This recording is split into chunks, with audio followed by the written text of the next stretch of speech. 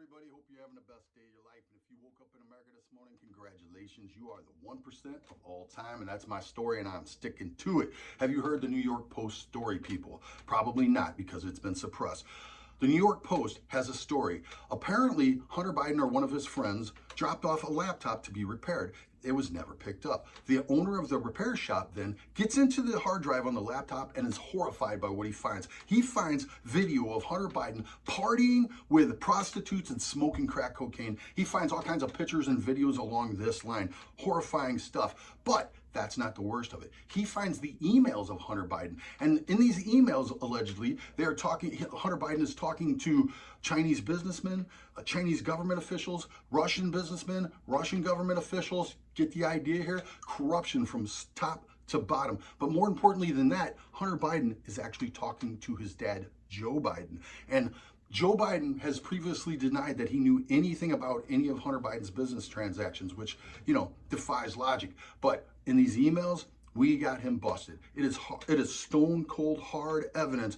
Hunter Biden and Joe Biden are conversing about the family business. Joe Biden knew everything that was going on. Joe Biden knew it all. Now, this is a big story. Right before the election, people are getting ready to vote for Joe Biden. Actually, some people already have. Guess what? The second largest paper in the country puts this story out, well documented, thoroughly journalistic integrity, puts the story out. Twitter shuts their account down and shuts down the account of anybody who shared this story. Insanity, people. We can't allow this to continue. Facebook also suppressed the story. And then on top of that, ABC, NBC, CBS, and almost all the major cable channel news ignored the story completely. Zero coverage. These people are trying to stop you from knowing the truth. That is a very bad thing, and we got to stop this. Now, you're thinking to yourself, well, these are private companies. They can do whatever they want to do. The freedom of speech only applies to the government. True, yes, and no. Get this. These companies were allowed to get as big and gigantic as they are because the Congress actually put out a Section 230, which actually protects them against liability. This liability protection allowed these companies to flourish and grow and become the giants that they are today. The idea originally was these social media companies would not have an agenda, that they would be neutral platforms, kind of almost like a community bulletin board where you put up your ideas, I put up my ideas, and we exchange ideas, we talk about them, these kind of things. Nothing more American than that, total freedom. But what we're seeing now is a Chinese-style oppression. They are actually trying to stop you from having the knowledge that you need to have to make your decisions based on their political worldview.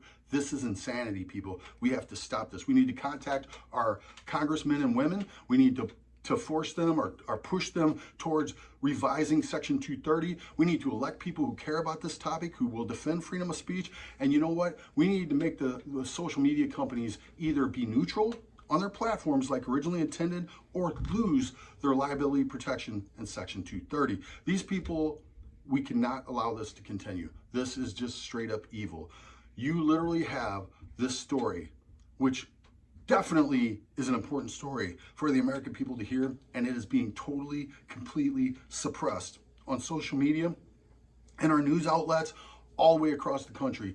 People, look this up, educate yourself, contact your congressmen or women, and vote, vote, vote. And there's only one side that's protecting our freedom of speech, and it certainly isn't Joe Biden.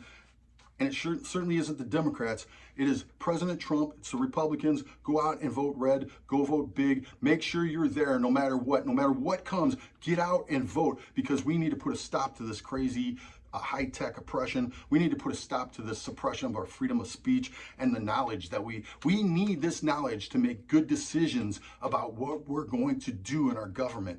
We cannot allow this Chinese-style suppression to continue. Oh, and along those lines, the first story, after a blowback on Twitter, the first story was allowed to be retweeted again. The accounts were opened up and the first story was allowed to go out with all kinds of warning signs on it.